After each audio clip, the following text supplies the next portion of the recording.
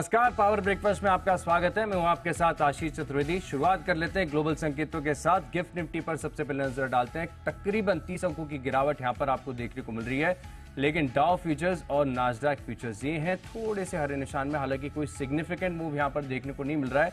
और कल के यूएस मार्केट की बात करें तो थोड़ी सी हल्की क्लोजिंग ही आपको देखने को मिली। हालांकि काफी इंपॉर्टेंट डेटा है, इसे आगे भी समझेंगे, लेकिन एशियन मार्केट्स पर भी नजर डाल लेते हैं कि वहां से संकेत आपको किस प्रकार के देखने को मिल रहे हैं।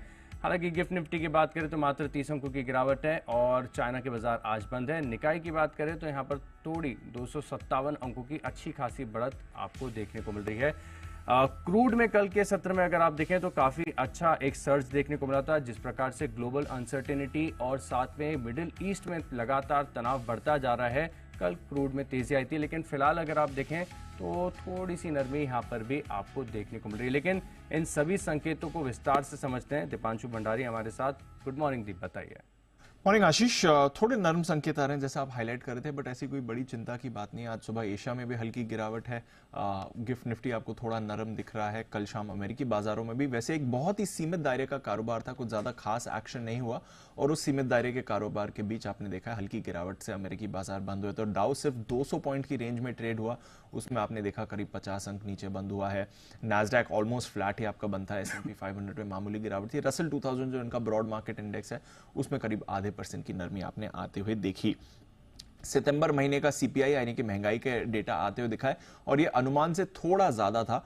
2.3% का अनुमान लगाया था, वहां से बढ़कर 2.4% पर आया है। हालांकि पिछले महीने 2.5% था, तो वहां से तो गिरा ही है, बट फिर भी अनुमान से थोड़ा ज्यादा आया है, तो उससे थोड़े मूड में सुधार नहीं हुआ।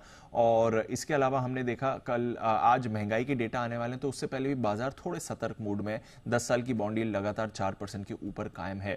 इसके साथ ही इनके नतीजों का सीजन शुरू हो गया और आज दिग्गज बैंक्स के नंबर्स आने वाले हैं, जिसमें जेपी मॉर्गन, वेल्स फार्गो और बैंक ऑफ न्यूयॉर्क भी शामिल हैं। तो यहां पर भी हमें रखनी पड़ेगी नजर। तो एसेंशियली कुछ इंपॉर्टेंट डेटा और आने वाले नतीजों की वजह से थोड़े सतर्क हैं इस समय अमेरिकी बाजार।